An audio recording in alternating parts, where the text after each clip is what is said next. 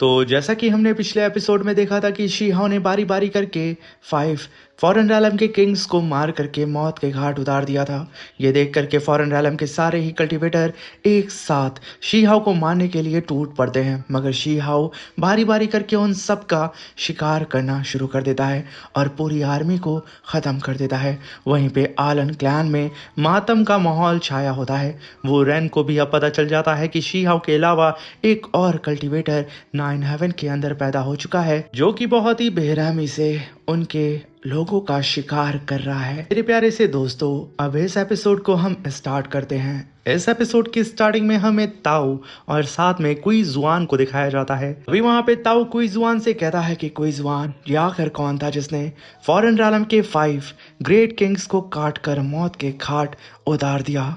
ये तो बिल्कुल ही अजीबो गरीब वाकया है। ये सुनकर के कुइजुआन कहता है कि इसमें पूछने की क्या बात है ब्रदर, जाहिर सी बात है ये शख्स जरूर शीहाओ ही होगा।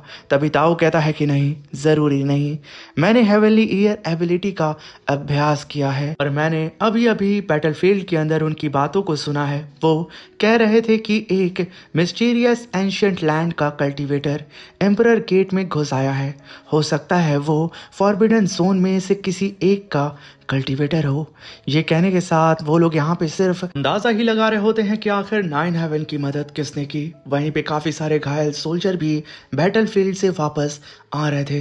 तभी हम बैटलफील्ड का सीन देखते हैं जहाँ पे फैंग दी एक मिस्टीरियस लेडी हुडी में पैक होकर के शीहाओ को ऑब्जर्व कर रही थी, जहाँ पे शीहाओ अनगिनत फॉरेन रैलम के कल्टीवेटर्स को मारने के साथ साथ वो बहुत ही तेजी से डिवाइन मेडिसिन माउंटेन रेंज की ओर रवाना हो जाता है।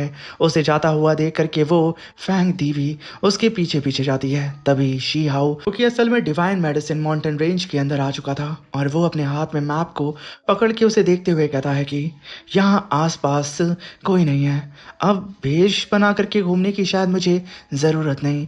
ये कहने के साथ शीहाओ प्रेजेंट टाइम के लुक में आ जाता है और तभी वहाँ पे शीहाओ उस मैप को भी सही ढंग से देखते हुए अपने पास रख लेता है। तभी वहाँ पे शीहाओ सेंस करता है कि तो आसपास है जो कि उसे छुप के देख रहा। तभी शीहाओ के ऊपर पीछे से अटैक होता है। शीहाओ उड़ते हुए आगे की तरफ भागने लगता है और लगातार शीहाओ के ऊपर अटैक भी हो रहा था। तभी शीहाओ कहता है कि मेरा यहाँ पे काफ़ी देर से कोई पीछा कर रहा है और इनके अटैक्स इतने ज़्यादा मजबूत नहीं हैं, मगर फिर भी मैं इन अटैक से दूर जा नहीं पा रहा हूँ। ये कहने के साथ शीहाओ आगे ही बढ़ रहा था। तभी उसके सामने एक धमाका होता है और शीहाओ छटक करके तुरंत पीछे आकर के खड़ा हो जाता है। तभी आसमान में शीहाओ की नज़र पड़ती है और वो काफ़ी ज़्यादा यहाँ पे घबरा जाता है कि आखिर कौन है जो कि बेवजह उस पर अटैक कर रहा है। तभी आसमान से एक जाइंट सा पाम अटैक शीहाओ की तरफ पड़ता है। अभी वहाँ पे शीहाओ कहता है कि ये कल्टीवेटर शायद इविजन रैलम का मास्टर होगा। साथ में जहाँ तक मुझे पता है एम्परर गेट से बाहर निकलने के लिए मुझे फॉर्मेशन प्लेटफॉर्म से गुजरना पड़ेगा, जो हर कल्टीवेटर पर एक यूनिक कैलेस्टियल मार्क लगा देता है। इसका मतलब साफ है, ये कल्टीवेटर एम्परर गेट के अंदर का ही कोई शख्स है। और तभी हम देखते हैं कि वो पाम अटैक शीहाओ के बेहद करीब आ चुका था। तभी शीहाओ अपनी दालाओ इमॉर्टल सॉर्ड को समन करते हुए कहता है कि जितना ज़्यादा प्रेशर ये सॉर्ड एम्ब्रो सहता है, उतनी ही ज़्यादा पावर ये अनलिश भी करता है। ये कहने के साथ शीहाओ अपनी सॉर्ड को पूरी ही तरीके से तैयार करके आसमान की तरफ कूद पड़ता है और कहता है कि मैं इसी का इस्तेमाल करूँगा और अपना रास्ता बनाकर यहाँ से निकल जाऊँगा। ये कहने के साथ शीहाओ काफ़ी पावरफुल स्लैश अटैक उस पावरफुल पाम अटैक के ऊपर करता है और जैसे ही ये दोनों ही पावरफुल अटैक आपस में जाके टकराते हैं, वहाँ पे इतना खतरनाक डिस्ट्रक्शन होता है कि पूरा का पूरा जंगल गूंज उठता है। और तभी फैंग दी अपीयर होती है और वो शीहाओ को देख करके कहती है कि वाह, ये फाइन सॉर्ड तो अब मेरी हुई, बच्चे से मुझे दे दो। तभी शीहाओ अपनी दालाओ इमॉर्टल सॉर्ड को देख के कहता है कि तुम इसी तरीके से सपने देखती रहो। ये सुन करके फैंग दी भड़क जाती है और कहती है कि बढ़िया, चलो फिर अब मैं इसे तुमसे ज़बरदस्ती छीन लेती हूँ। ये कहने के साथ वो अपने वेपन को समन करती है, जहाँ पे आसमान से मून ब्लेड अपीयर होती है। मगर अचानक वो पूरा ही जंगल हिलने लगता है। तभी वहाँ पे फैंग दी कहती है कि मेरी किस्मत ही ख़राब है, मैंने अपनी पावर से आयरन ब्लड एंशियंट ट्री को डिस्टर्ब कर दिया। ये कहने के साथ वो कुछ और करती वो ट्री सीधा ही उसके वेपन के ऊपर अटैक करके उसे डिस्ट्रॉय कर देता है। पर तभी वहाँ पे फैंग दी शी हाओ की तरफ देखते हुए कहती है कि एक मिनट, तुम यहाँ गलती से नहीं आए हो। तुमने एक नज़र में ही मैप का रास्ता पहचान लिया और जान को अपनी दांव पर लगाकर आयरन ब्लड एंशियंट ट्री की टेरिटरी में घुस आए। हिम्मत तो कमाल की है तुम्हारे पास।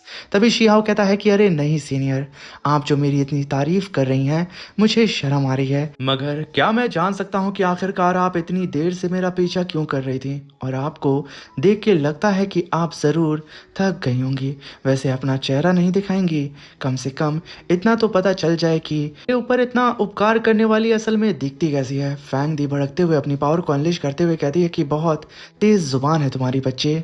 मगर सडन वही एंशियंट ट्री फिर से भड़क जाता है। इस चीज़ को देख के फैंग दी शांत होते हुए कहती है ठीक है, अगर ऐसा है तो तुम यहीं अंदर रहो, आराम से बैठो छोटे भाई, मैं किसी को लेकर आती हूँ जो तुम्हें यहाँ से रेस्क्यू कर सके। ये कहने के साथ वो शीहाओ के सामने से टेलीपोर्ट होके गायब हो जाती है। तभी वहां पे शीहाओ कहता है कि आखिर इस कल्टीवेटर के पीछे कौन सा क्लैन होगा? मगर तभी शीहाओ खुद को संभालते हुए कहता है कि खैर, अभी के लिए मुझे अपने ट्रेजर पे ध्यान देना चाहिए और ट्रेजर मैप पर जो जगह मार्क थी वो यहीं आसपास होनी चाहिए। मुझे फॉरेन रैलम की फोर्स के पहुंचने से पहले ही चलना होगा। उन्हें जिस मिस्टीरियस ट्रेजर की तलाश है वो मुझे ही ढूंढना होगा और हासिल करना होगा अपने 9 हेवन के लिए। ये कहने के साथ शीहा उड़ते हुए उस मैप को फॉलो करते हुए एक और मिस्टीरियस सी जगह पे आ जाता है। यहाँ पे शीहाओ के पीछे कई सारे बीस्ट पड़े होते हैं और उसके ऊपर अटैक कर रहे थे। शीहाओ अपने विंग्स को समन करके आगे की तरफ भाग रहा था और तभी हम देखते हैं कि शीहाओ के पीछे दाऊ टाइगर, लॉयन डीमन क्लैन के बीस्ट पड़े होते हैं और शीहाओ उन सबको चकमा दे करके एक पेड़ के पीछे छुप जाता है और वो सारे ही बीस्ट उसे क्रॉस करके आगे की तरफ निकल जाते हैं। तभी शीहाओ उस पेड़ से आगे की तरफ निकलता और कहता है कि ये माउंटेन रेंज बिल्कुल वैसी ही डरावनी है जैसा लोग कहते हैं। हर तरफ जीवित डिवाइन हर्ब उग रहे हैं और जो बर्ड यहाँ उड़ती हैं वो भी इविजन रैलम के पावर हाउस हैं। ये कह ही रहा था शीहाओ, मगर सडन वो सारे ही बीस्ट वापस से रिटर्न आते हैं और शीहाओ के ऊपर अटैक करने की कोशिश करते हैं। शीहाओ फिर से उन सबको चकमा दे करके बहुत दूर निकल जाता है और खुद को बचा लेता है। शीहाओ इन टाइगर दाऊ बीस्ट को देख के कहता है कि एक ही स्ट्राइक में ये लोग एक पूरा डिवाइन माउंटेन गिरा सकते हैं। यही है इमॉर्टल पाथ की असल शक्ति। मगर सडन शीहाओ जिस जगह पे आके खड़ा था उसे एक जाइंट से बुल की आवाज़ सुनाई देती है। तभी शीहाओ कहता है कि वेट, आखिर अब यहाँ पे कौन सा जाइंट सा बीस्ट छुपा बैठा है भला? मगर तभी शीहाओ देखता है कि एक जाइंट सा बीस्ट उसकी परछाई बहुत ही तेजी से शीहाओ की तरफ बढ़ रही थी। मगर तभी शीहाओ के सामने एक क्यूट सा बुल अपीयर होता है, जिसे देख के शीहाओ नॉर्मल होते हुए कहता है कि ये छोटा सा बुल कैलेस्टियल गोल्डन इमॉर्टल एसेंस से बना हुआ है। तभी वहां पे वो बुल अपनी कमर को मटकाते हुए अपनी पोंछ को हिलाते हुए शीहाओ की तरफ बढ़ने लगता है। शीहाओ भी बड़े प्यार से कहता है कि अरे वाह, ये तो प्यारा सा बुल मेरी तरफ आ रहा है, चलो आ जाओ, आराम से आ जाओ। ये कहने के साथ शीहाओ उसे प्यार से अपनी तरफ बुला रहा था। मगर तभी वो बुल शीहाओ के करीब आते ही अपनी चाल को तेज कर देता है और शीहाओ के ऊपर जब पूरी तरीके से निशाना लगा लेता है तो दौड़ते हुए उसकी तरफ बढ़ता है। शीहाओ चिल्लाते हुए कहता है कि अरे बुल के बच्चे रुक जा, बैठ जा। मगर तभी बुल घसीट के एक सिंग शीहाओ के पेट पे दे मारता है। शीहाओ एक ब्लास्ट के साथ जाके चट्टान से टकराता और कहता है कि अगर ये अटैक किसी नॉर्मल कल्टीवेटर को लग जाए ना तो वो मर जाएगा। मगर सडन वो बुल फिर से शीहाओ के सामने अपीयर होता है और अपनी गर्दन को हिलाते हुए कहता है कि बेटा तू तो शीहाओ गया। तभी शीहाओ बुल को हाथ दिखाते हुए कहता है कि बुल के बच्चे रुक जा, मैं तेरा दुश्मन नहीं हूँ।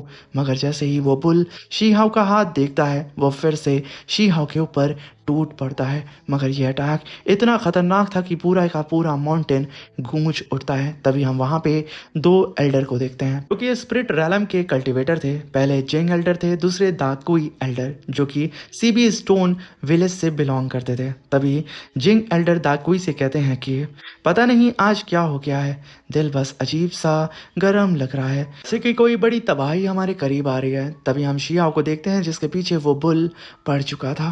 तभी वहां पे शियाओ उस बुल से बचने की कोशिश करता है और पलट करके हैंड साइन बना करके उस बुल के ऊपर काउंटर अटैक करके उसकी रफ्तार को स्लो करने की कोशिश करता है। मगर ये अटैक जैसे ही बुल को लगता है, एक धमाका तो वहां पे होता है, मगर जैसे ही धूल हटती है वो बुल काफी तेजी से दोबारा शियाओ के ऊपर अटैक करता है। शियाओ स्पिरिचुअल बैरियर बना करके खुद को प्रोटेक्ट कर लेता है और जैसे ही जमीन पे गिरता है, हम देखते हैं कि शिहाओ बहुत ही बुरी तरीके से घायल हो चुका था। तभी शिहाओ खुद को संभालते हुए कहता है कि बस एक हल्का सा धक्का इस बीस्ट का और किसी की फाउंडेशन दाऊ घायल हो सकती है। इस तरह के अफेक्शन ज़्यादातर लोग बर्दाश्त ही नहीं कर सकते। अब समझ सकते हैं कि आखिर इस बुल की पावर क्या होगी। मगर यहाँ पे हम देखते हैं कि शिहाओ की हालत इतनी ख़राब करने के बावजूद वो बुल फिर से शिहाओ के सामने आके खड़ा हो जाता है।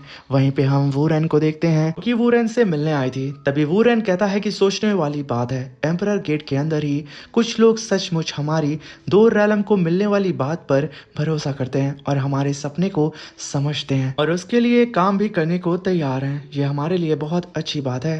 तभी फैंग दी कहती है कि माय लॉर्ड, आप बहुत दयालु हैं। मैं तो बस अपने क्लैन के लिए ज़रा सी भी जीने की गुंजाइश ढूंढ रही हूँ। इस रैलम में हेवन एंड अर्थ का एसेंस इतना ज़्यादा आकर्षक है और दाव की तरंगे मेरे साथ इतनी सही तरह गूंजती हैं, मेरे साथ घूम रही हैं। ये कहने के साथ वो आसपास की स्पिरिचुअल ऑरा को अपने अंदर डिवोर करते हुए कहती है कि लगता है जैसे कि ये ज़मीन सिर्फ एनलाइटमेंट के लिए ही बनी हो। ये सुनकर के वूरेन कहता है कि मैं आपसे माफ़ी चाहता हूँ, पहचानने में भूल हो गई, आप तो एक कैलेस्टियल मैडम हैं। तभी फैंग दी कहती है कि हाँ और क्या। ये कहने के साथ वो मुस्कुराने लगती है। तभी वहाँ पे वूरेन अपने पास से एक इमॉर्टल जेड को समन करता है और एज अ गिफ्ट इस कैलेस्टियल मैडम फैंग दी को दे देता है। और जैसे ही फैंग दी अपनी आंखों के सामने वूरेन के हाथ में इमॉर्टल जेड को देखती है, वो हैरान हो जाती है। जब वो इस इमॉर्टल जेड को छूती है तो कहती है कि यही है इमॉर्टलिटी की शक्ति। ये कहने के साथ वो फौरन रालम के इमॉर्टल्स की पावर को महसूस कर पा रही थी। तभी वो रैन कहता है कि जी हाँ, ये छोटा सा गिफ्ट है हमारी तरफ से और आपने सही समझा और साथ में आपका क्लैन लाजवाब है कैलेस्टियल मैडम। हम इस उपकार को कभी नहीं भूलेंगे जो कि आप हमारा साथ दे रही हैं। और जब एक दिन हमारा रैलम सब पर राज करेगा और दोनों दुनिया एक हो जाएंगी, तब भी हम आप और आपके लोगों को याद रखेंगे। फिर वहाँ पे फैंग दी कहती है कि अब मैं चलती हूँ, आज से जब भी आप हमें पुकारेंगे विंड क्लैन अपनी आखिरी सांस तक सब कुछ निछावर कर देगा। ये कहने के साथ वो वूरेन को एक स्पिरिचुअल बॉल देते हुए कहती है कि ये गिफ्ट हमारी तरफ से एक वफादारी की निशानी है। ये कहने के साथ वो चली जाती है और तभी वूरेन उस स्पिरिचुअल बॉल को अपने हाथ में लेकर के पूरी ही तरीके से डिस्ट्रॉय करता है। और जैसे ही वूरेन ने ये किया था, आसपास का एटमॉस्फेयर एकदम बदल सा जाता है और सडन वूरेन के सामने एक टेलीपोर्टेशन पोर्टल अपीयर होता है और वूरेन अपनी आंखों के सामने उस पोर्टल के अंदर शी-हाओ को देखता है। वो बार बार अपनी आंखें बड़ी करके, खोपड़ी वाली आंखों को बड़ी करके असल में शी-हाओ को देख रहा होता है और तभी वो चिल्लाते हुए कहता है कि ये तो शी-हाओ है, हाँ हाँ ये तो असल में शी-हाओ ही है। तभी वो कहता है कि और वो फंसा हुआ है डिवाइन हर्ब माउंटेन रेंज के अंदर। स्वर्ग भी आज हमारे साथ है साथियों। कितना महान उपकार मिला है हमें, बिल्कुल हमारे रैलम के ग्रैंड प्लान के मुताबिक। ये कहने के साथ वूरेन चिल्लाते हुए कहता है कि सबको तुरंत यहाँ जमा करो, हम उस जगह को घेर लेंगे जहाँ पे शी-हाओ है और शी-हाओ को यहीं ख़त्म कर देंगे, क्योंकि उसकी किस्मत में सिर्फ और सिर्फ हमारे हाथों मौत लिखी है। ये सुनना ही था, उसकी सारी आर्मी इकट्ठा होने लगती है। और इसी के साथ मेरे प्यारे से दोस्तों, ये शानदार सा एपिसोड यहाँ पे ख़त्म होता है। अब मिलते हैं इसके नेक्स्ट एपिसोड में। और अगर अभी तक आपने पिछली वीडियोस को नहीं देखा है तो जा करके आप लोग पिछली वीडियो को चेक कर लें, चैनल को सब्सक्राइब कर दें और प्लीज़ अपने दोस्तों के साथ इसे शेयर करके हमें सपोर्ट करें। Thank you for watching.